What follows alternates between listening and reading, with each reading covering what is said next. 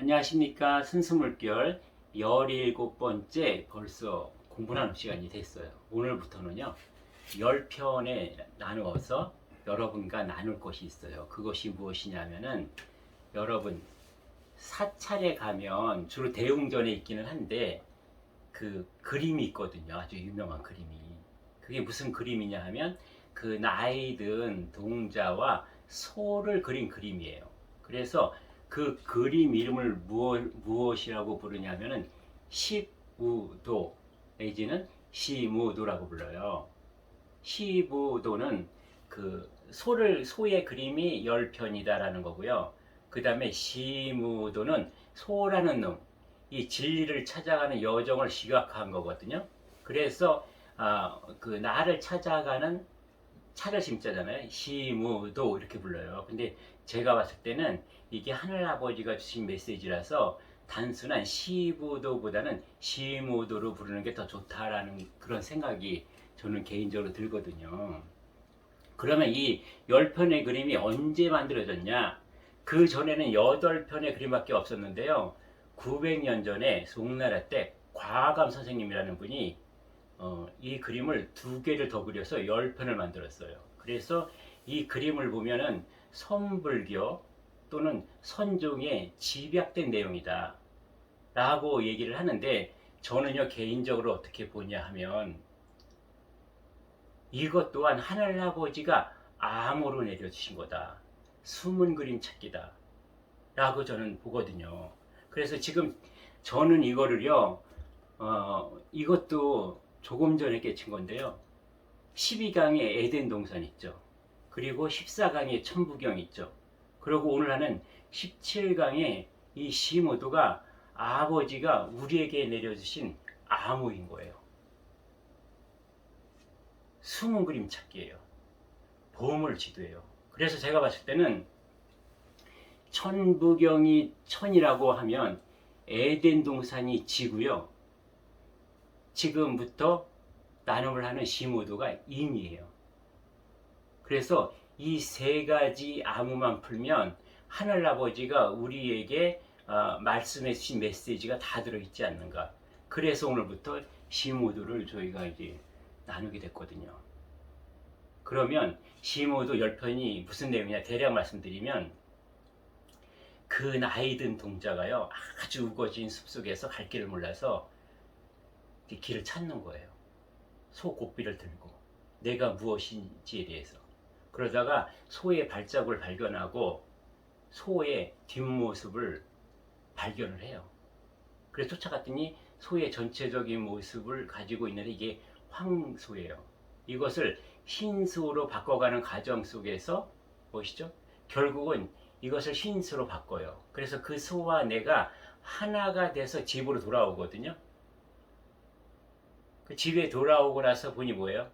결국은 그 온 산속을 헤매고 찾고 그 소를 나와 하나 되게 길들이기 위해서 어마어마하게 힘썼는데, 그 소는 이미 하얀 소는 나의 안에 들어있던 거죠. 이것을 깨우치는 과정이거든요. 재밌죠 여러분? 그래서 이것을 원래는 오늘 한 편에 다 끝내려고 했는데 너무 시간이 모자라요. 그래서 천천히 좀 하루에 하나씩 다루려고 그래요. 그래서 오늘 다룰 것은 뭐냐면, 첫 번째로 시무, 소를 찾는다는 거예요.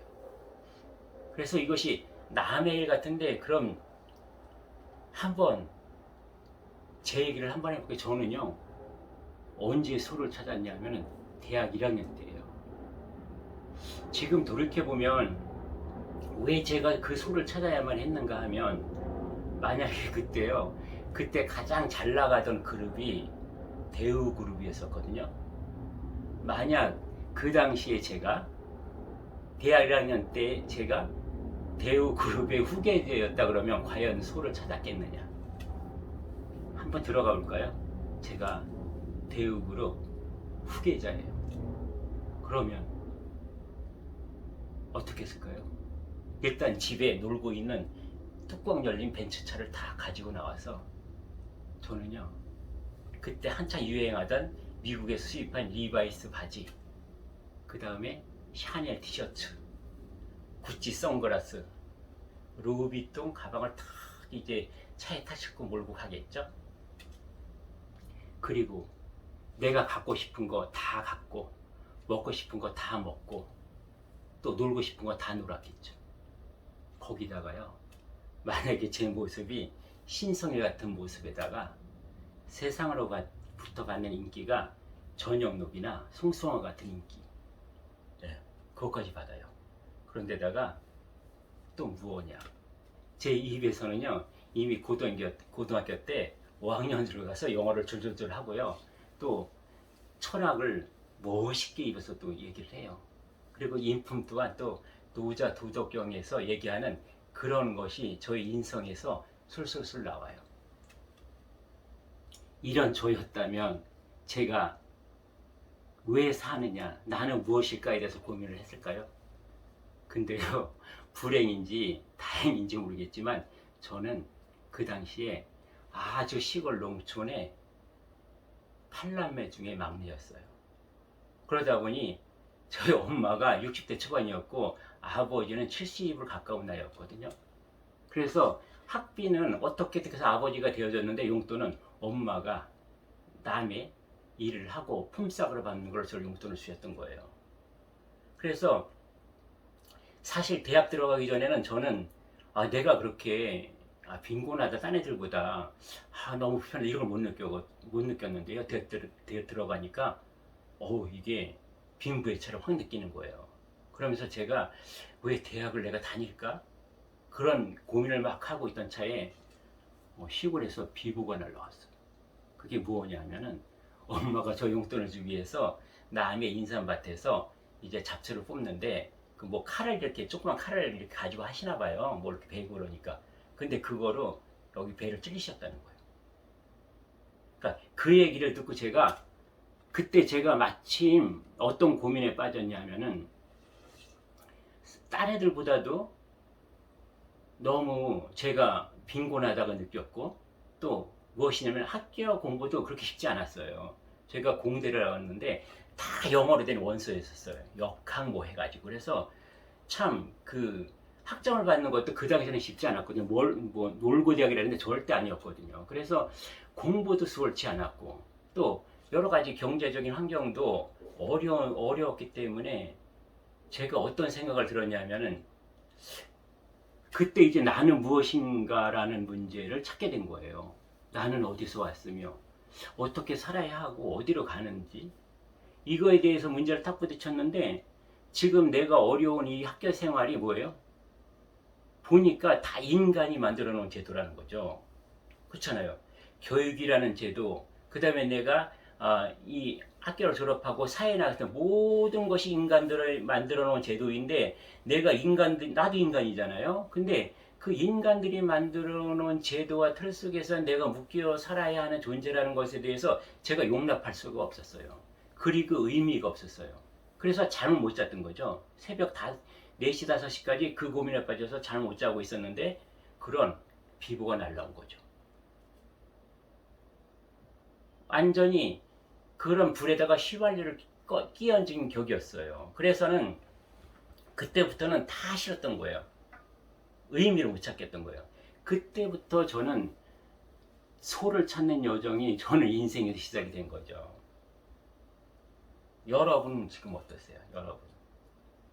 여러분은 그 소를 찾고 계신 않나요? 내가 왜 살지? 라는 거.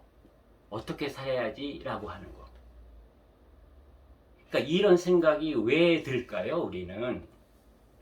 제가요, 생각해 보니까 내가 만족하지 못해서 그런 것 같아요.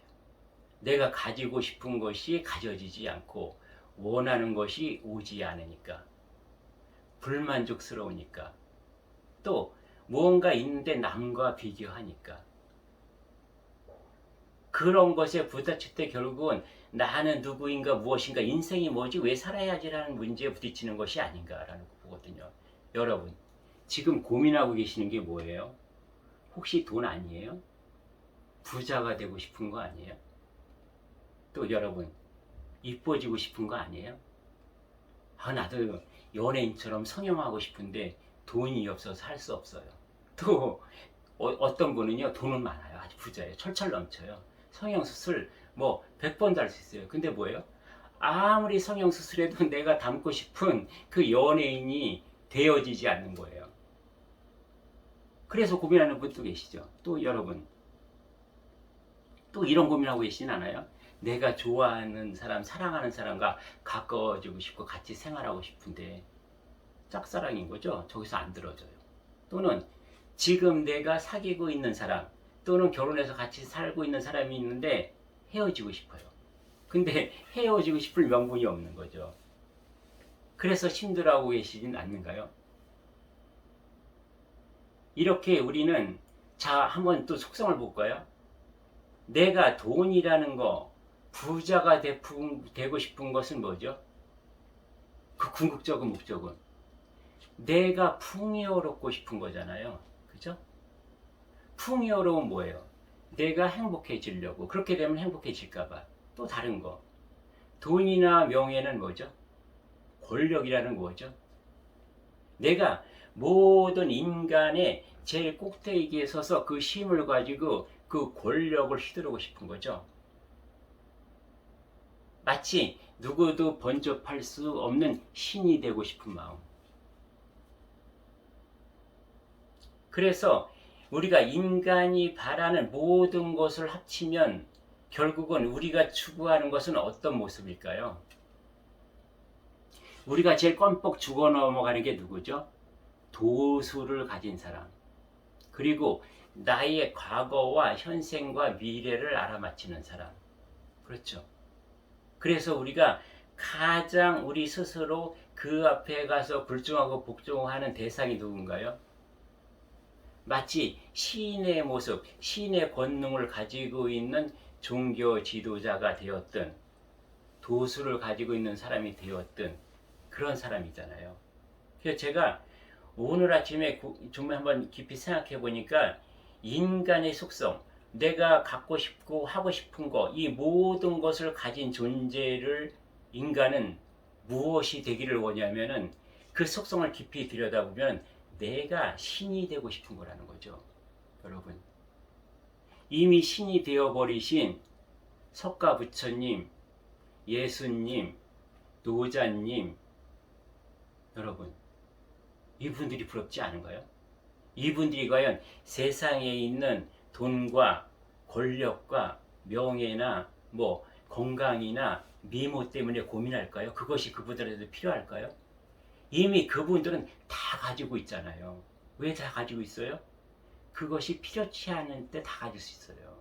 내가 원하고 바라는 것을 다 갖는 것도 갖는 거지만 그것이 필요 없어질 때도 다 갖는 거 아닐까라고 저는 그걸로 오늘도 깨쳤거든요. 그러면 혹시요 여러분 우리가 전부 다 종합백화점으로 찾고 있는 신이 되고 싶은 거 혹시 내가 가장 가까운 곳에 내 안에 신이 들어있지는 않을까요?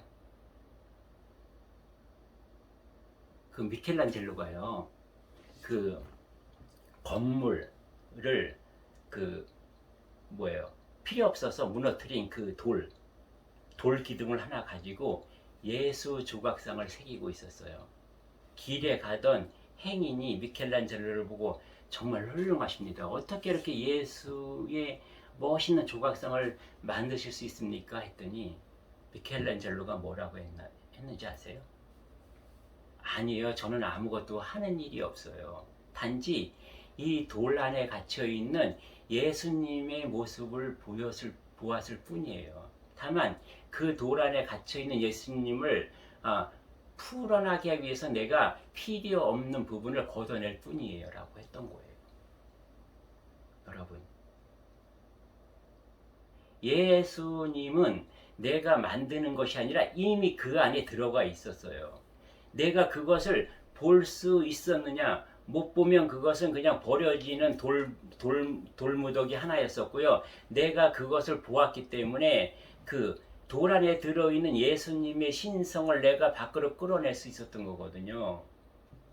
그런 것처럼 나 또한 이 몸 안에 또는 나의 생각과 관념과 나의 마음으로 이 내 안에 들어있는 그러한 예수님,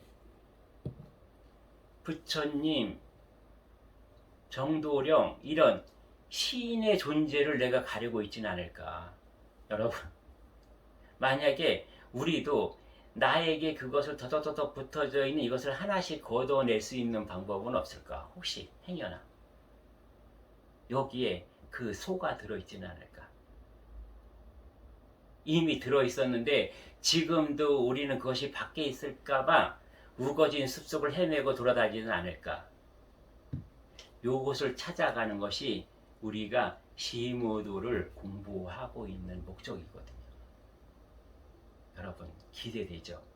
과연 여러분과 제가 내 안에 신이 들어있는지 안 들어있는지 확인할 것이고, 들어있다면 우리가 10번의 나눔을 통해서 확연하게 이것을 드러내서 신으로 살아가자는 거죠.